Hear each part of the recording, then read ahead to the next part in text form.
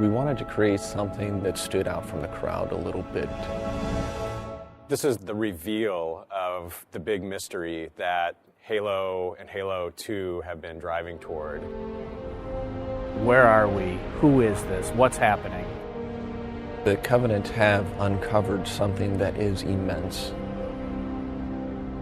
It's this gigantic Forerunner structure that just looks huge. Now that he's looking out over this massive thing, the player's going to say, what is that? The other part of the story that's important, of course, is that Cortana is in trouble. I'll detonate in Emberclad's reactor, just like we did the Autumns. No, I don't want to chance a remote detonation. I need to stay here. Cortana has been left away from the Chief. She's in the clutches of the Gravemind. I will ask, and you will answer. All right. Shoot. We don't know what's happened to her since then. We don't know it's Cortana. It could be any sort of bizarre, almost satanic sort of voice. I am your shield. I am your sword. Something seems wrong. I know you. Your past. Your future. I think the expectation is huge. Everybody I talk to, if you mention Halo, everybody immediate reaction is, how's Halo 3? I think what is going to strike people is the scale. That's real stuff way out there. I mean, we pushed it as far as we possibly could push it. We always wanted to have that epic feel, but due to the limitation of technology, it always fell short.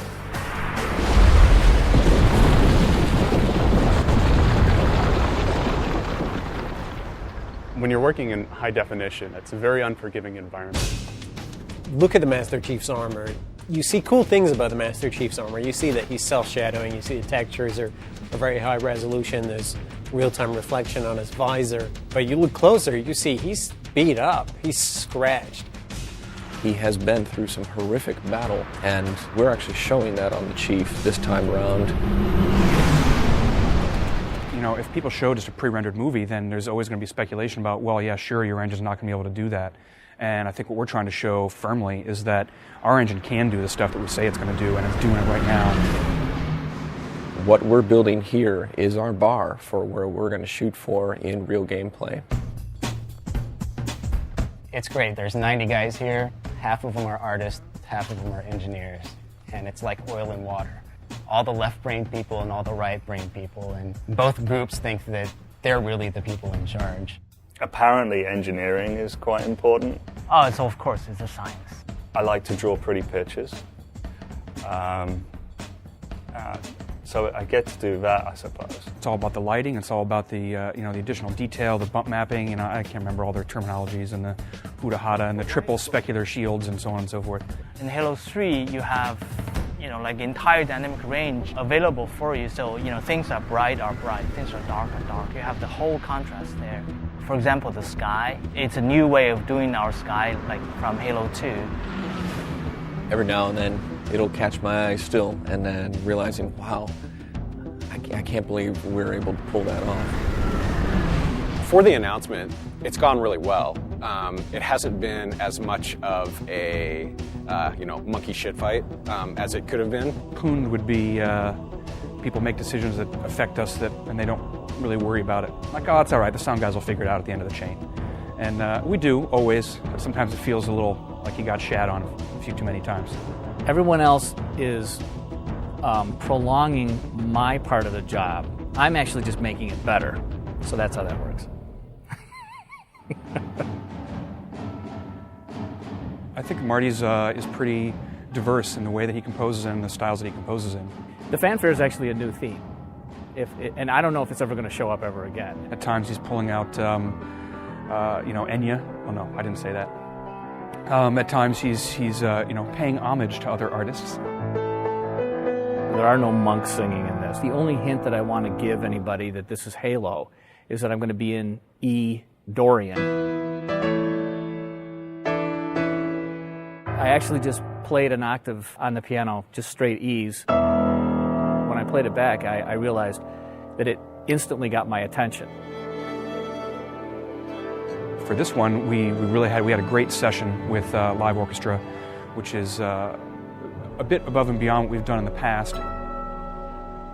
Master Chief is coming out of a desert, blowing heat, wind, completely obscured. So I wanted it to sound almost ethereal, just to bring some tension in and then have it open up slowly. The music and the sound is all about the drama. I'm just trying to absolutely score the drama of this moment. I mean, I think in the end, you're absolutely going to be able to play exactly what you're watching in this trailer.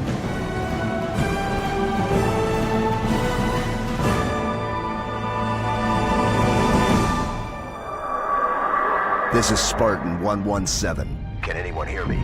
Over. Well, we had such a great ending to Halo 2, where Master Chief said, I want to finish the fight. Master Chief, you mind telling me what you're doing on that ship? Sir, finishing this fight. Which had most Halo players universally screaming and throwing their controllers at their TVs because they didn't get to finish the fight. Well, I didn't say anybody threw their controller. They might have dropped it in amazement. You won't just finish one fight, you'll finish all of the fights that you started in Halo 1. I think we're trying to raise an awful lot of questions about what on earth is going to go on in this game. No pun intended. We want this to be the Return of the King. We want this to be the final chapter in an epic trilogy. It's coming, and part of it's already here. It's going to be cool. This is the game. This is the engine. This is what Halo 3 is going to look like.